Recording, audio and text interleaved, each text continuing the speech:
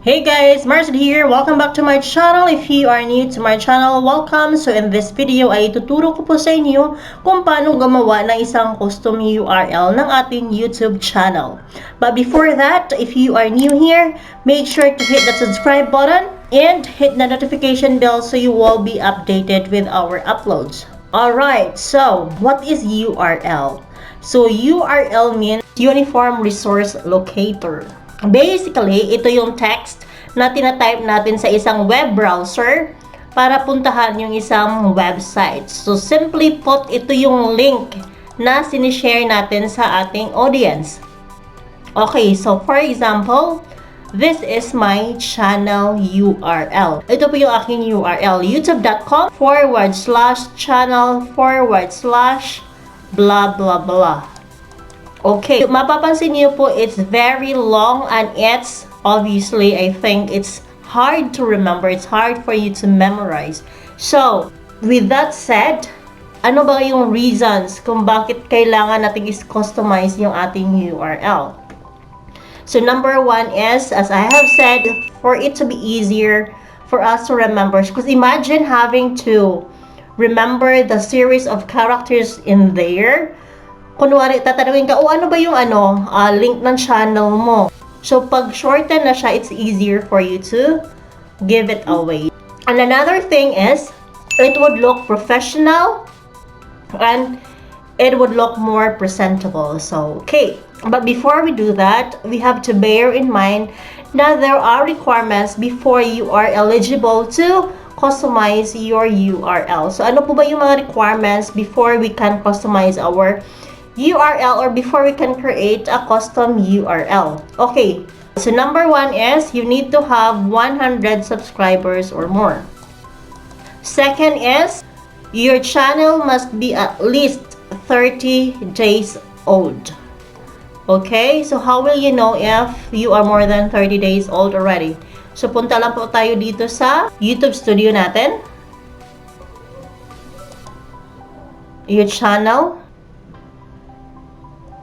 About section, and then here you will see joined date. Ayan.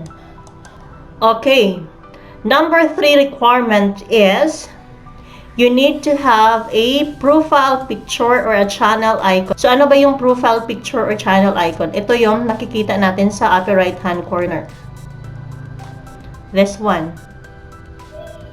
And number 4 is you need to have a channel art or channel banner. So, hindi pwede po yung default, but rather you have to upload your own. Okay? So, these are the 4 requirements before you are eligible to make a custom URL. Okay, now, so paano ba gagawin yung custom URL? Of course, you have to go to youtube.com.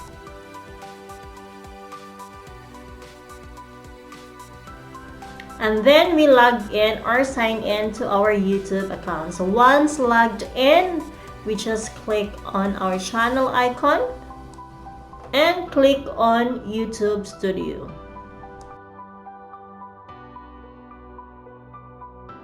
Right, so on the left hand side, meron ditong dashboard, content, playlist, analytics, comments, subtitles, copyright, monetization, customization. So we click on customization.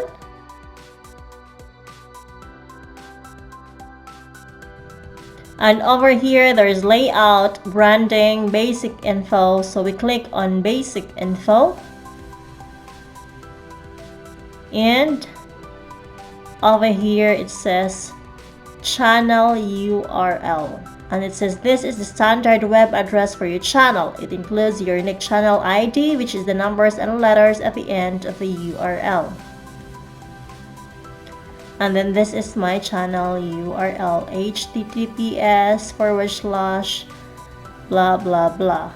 So of course we want to shorten that because it's too long. So we click on set a custom URL for your channel. And over here is meron siyang recommendation, which is yung https:// www.youtube.com/c /Morissette And also, over here, you can have an additional letters or numbers, but of course, we're not gonna make it more complicated. We're just gonna make it simple. The simpler, the better. So I'm gonna choose the first one.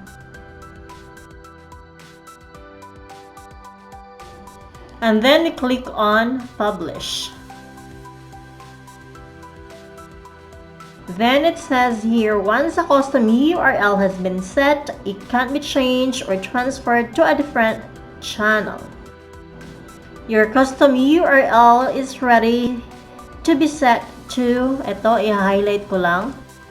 And if you're happy with that already, just click on confirm. Otherwise, just click on cancel and then change it to something that you're happy with. So I'm happy with this already, so I'm just gonna click on confirm. And it says here, changes published. So, ang gagawin ko is, I'm just gonna open another browser and I'm gonna type in the custom URL that I made, which is yung youtube.com/MorissetteMorley. And if you can see right here, it leads to my YouTube channel. So that means that it is working already. So there you have it, guys. So I'm just gonna open, copy paste, and then there you go.